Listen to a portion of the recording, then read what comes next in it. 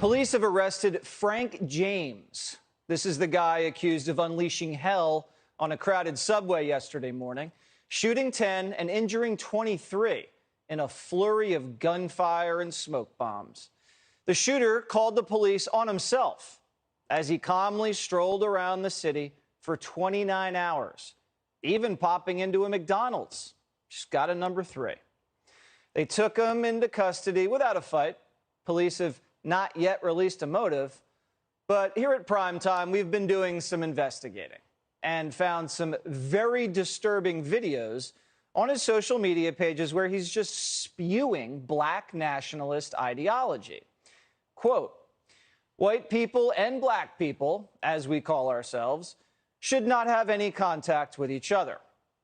In another video, he said, "A factory reset on humanity is needed in order for you to have any thought of having a effing future. There are people, white people in this country, because I'm getting tired of you, and I'm black." He continued, quote, "I am so happy. I have a sense of joy. I've seen a side to human beings, and they need to die. They need to suffer and drop effing dead." He went on to celebrate the confirmation of Judge Ketanji Brown, but the fact that she was married to a white guy made him furious. Quote, "Yeah, our black sister, Supreme Court Justice, power to the people, is married to an effing white man. I don't believe this bleep."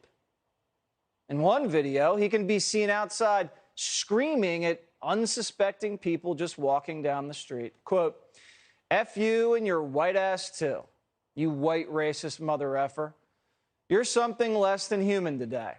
You shouldn't even exist. You're a crime against effing nature, you Spanish-speaking mother effer." For years, this freak was letting the world know his deepest, darkest thoughts. And big tech never flagged it. They consider themselves the speech police of what's right and wrong to post. Saying gender is real is considered hate speech online. But kill whitey is just fine? And of course, this guy, Frank James, has a long rap sheet. His arrest history in New York is 9 prior arrests dating from 1992 to 1998. Those include possession of burglary tools 4 times, criminal sex act, theft of service 2 times.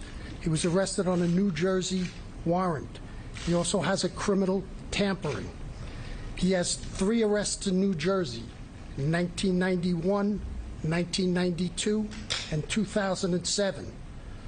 They are for trespass, larceny, and disorderly conduct. That arrest record, combined with the years of twisted videos, how was this guy not on the FBI's radar? There has been some reports that FBI holdings to date had a tie to Mr. James. I want to be very clear that to date we have found no record of an investigation of Frank R. James by an FBI office before the shooting yesterday. Reports that FBI's New Mexico field office previously investigated him are inaccurate. The FBI has been busy framing Trump and militia kidnappers, missing dangerous radicals just right under their nose. If you watch the mainstream media, you'd have no idea black nationalists even exist. As soon as the press realizes the attacks don't fit their narrative, they bury the story. Remember the YAHAWAH massacre, where Darrell Brooks rammed his SUV through a Christmas parade, injuring 62 and killing 6? Brooks also has a lengthy record and shared plenty of posts on social media calling for violence against white people, saying Hitler was right, and comparing cops to the Klan. We reached out to the FBI to see if they figured out what his motive was for plowing down innocent civilians, and the FBI referred us to local authorities who haven't gotten back to us. Last April, Noah Green rammed his car into 2 officers at the nation's capital, killing one of the officers. He was a follower of that outspoken anti-Semite Louis Farrakhan. And in Louisville, Quintez Brown, who was once honored by Barack Obama and made appearances on MSNBC, was arrested for trying to assassinate a Jewish mayoral candidate, Craig Greenberg. A local BLM chapter bailed him out soon after posting 100 Gs. He supported armed militant groups online and talked about revolutionary communism and black nationalism. And these are far from isolated incidents. Corey Ali Muhammad, David Anderson, and Micah Xavier Johnson all had ties to black nationalism and all murdered many in their cities. The FBI failed to stop any of these people, and the media refuses to cover the story. To them, the only domestic terrorists wear red hats. That's why I've said I don't really think there are two parties in this country anymore. One is a semi-governing party called the Democrats, and the other is a dime store front for a terrorist organization called MAGA. That is the real problem here. It's no longer about lies and disinformation. It's about having our sitting government take an active role in controlling dangerous people who do not believe in democracy anymore. Political correctness is putting lives in danger. The media is completely ignoring black nationalism.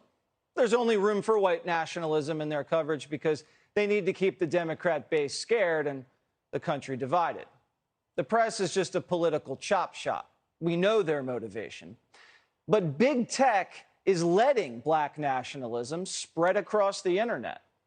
These CEOs need to answer why. If you can't get banned for posting a funny meme about Hillary, but you don't get knocked off for death threats, who's running your programs on the back end? Black nationalism is a serious threat, and our FBI just keeps dropping the ball. Why? The FBI director needs to answer questions under oath about this, because the Bureau's priorities are out of whack.